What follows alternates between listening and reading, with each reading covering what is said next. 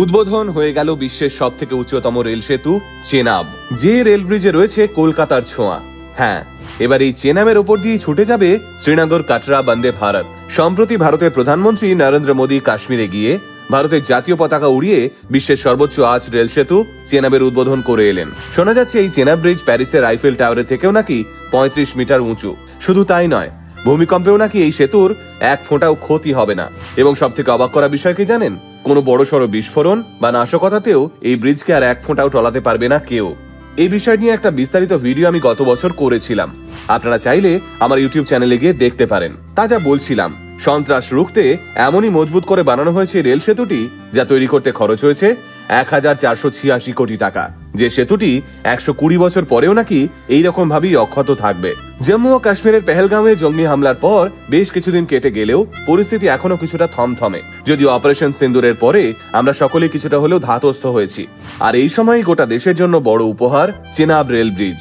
প্রধানমন্ত্রী নরেন্দ্র মোদী সম্প্রতি বিশ্বের সবথেকে উচ্চতম রেল সেতু চেনাবের উদ্বোধনের সঙ্গে সঙ্গে আঞ্জি খাদ রেল সেতু এবং দুটি নতুন বন্দে ভারত ট্রেনেরও সূচনা করেন। তাই ভারতের রেল পরিকাঠামোয় এই চেনাব রেল সেতু যে এক ঐতিহাসিক মাইল ফলক তৈরি করতে চলেছে, একথা আর বলার অপেক্ষা রাখে না।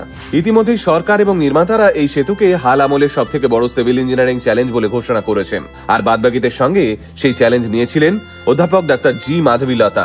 ইতিমধ্যেই যে নারী শক্তি ছবি সোশ্যাল মিডিয়া জুড়ে ভাইরাল।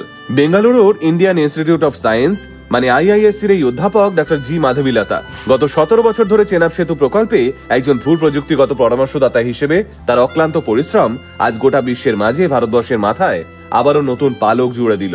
হিমালয়ের পাহাড়ি রাস্তায় ঘোড়া এবং খচ্চরের দৌরাত্ম্য এ তো আমাদের সকলেরই জানা, কিন্তু সেই পাহাড়ি রাস্তাতেই যে কোনো একদিন বিশ্বের সবথেকে উঁচু রেল সেতু নির্মিত হবে, একথা বোধহয় স্বপ্নেও ভাবতে পারেনি গোটা দেশ।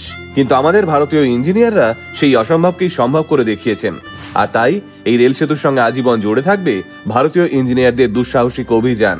জম্মু ও কাশ্মীরের রিয়াসি জেলার রাক্কাল ও কৌরি গ্রামের উপর অবস্থিত এই রেল সেতু। চেনাব নদী থেকে এই সেতুর উচ্চতা ৩৫৯ মিটার, যা প্যারিসের আইফেল টাওয়ারের চেয়েও ৩৫ মিটার বেশি। এই রেল সেতু কাশ্মীরকে দেশের বাকি অংশের সঙ্গে সংযুক্ত করেছে। এই চেনাব রেলওয়ে সেতুটি ১,৩১৫ মিটার বিস্তৃত। এতে রয়েছে ৫৩০ মিটার দীর্ঘ একটি অ্যাপ্রোচ ব্রিজ এবং ৭৮৫ মিটার দীর্ঘ একটি ডেক আর্চ ব্রিজ।